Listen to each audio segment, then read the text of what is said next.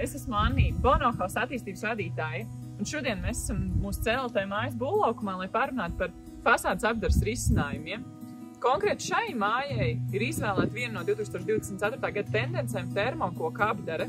Iepazīstināšu ar Kristapu. Kristaps ir Thermorī pārstāvis, un viņš pastāstīs sīkāk, kas ir Thermorī un kas ir termokoku apdare. Jā, tātad Thermorī ir kompānija, kas bāzēta ir Igaunijā ar 20 gadu ilgu pieredzi termoproduktu ražošanā. Un, ja mēs skatāmies tuvāk, kas tad tieši ir tas termokoks un ar ko viņš tāds īpašs.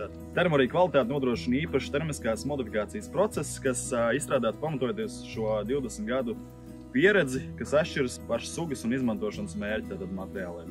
Princips ir vienās, tātad koksnes mitruma līmenis tiek samazināts līdz minimumam, kas apmēram 2 līdz 3%, 35 līdz 46 stundu laikā, un tad tie temperatūra paaugstināt līdz vajadzīgiem līmenim, kam seko koksnes dzesēšana, jeb mitrināšana. Vai šāds apdares risinājums, ko esam izvēlējušies, ir ilgtspējīgs un klientam būs viegli kopjams, uzturams?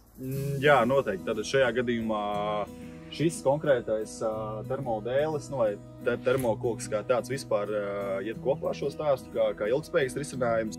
Vai tu vari sīkāk paskaidrot, kas tad ir tie iemesli, kāpēc izvēlēties tieši termokoku salīdzinot ar parastu koku dēļ fasādi? Jā. Un ko tad mēs iegūstam?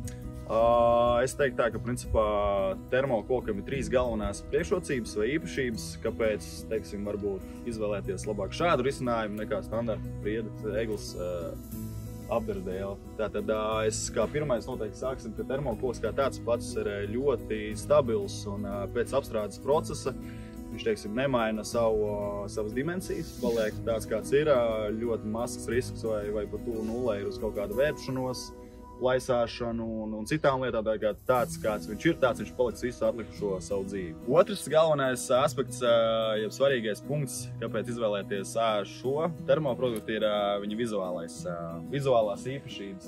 Jo pirmkārtām nav nepieciešama nekāda papildus apstrāde. Ja mēs piestādināsim dēli, vai tas būs pie sienas vai pie terases, viņš saules un UV staru iedarbībā kļūst pelēks. Naturālā veidā, ja tāds sudrabota pelēks. Un tad, jā, mums nekas nav jādara. Vai otrs variants, ja mēs gribam tomēr saglabāt šo brūno toni, vai, nezinu, iekrāsot jebkādā citā, tad mēs, protams, varam to darīt, bet, tad, teiksim, tāpat kā jebkuram citam apdares dēlim pēc neilga laika posmā šis process ik pa laikam būs jāatkārto. Kā šīm savienojumu vietām un kāds ir tas tehnoloģiskais process? Jā, teiksim, šajā projektā mums izvēlēts apdares dēlis ar slēpto stiprinājumu sistēmu. Ne sistēmu, bet, teiksim, ir iestrādāta, kā mēs redzam, apdares dēlim ir speciāla gropa, kur mēs veicam skrūves ieurpšanu iekšā, plēžam nākamo dēli pāri, un tās skrūves vieta nosacās. Un otrs, jā, ko arī jau pieminēja, tad ir par galvaspildēm. Tātad, principā, viss apjoms ar apdares dēļiem vai kaut kādi, ja veidosies mazāk atgriezumi, viņi tiks izmantot vietās, kur varbūt nepieciešams kāds īsāks garums un jā, tā kā, principā, mēs paliekam uz tādu zero waste variantu. Paldies Kristapam, paldies Thermorī par viņu produktu kvalitāti, kas mūs priecē visos mūsu objektos, lai tās mājas mums ilgi kalpo.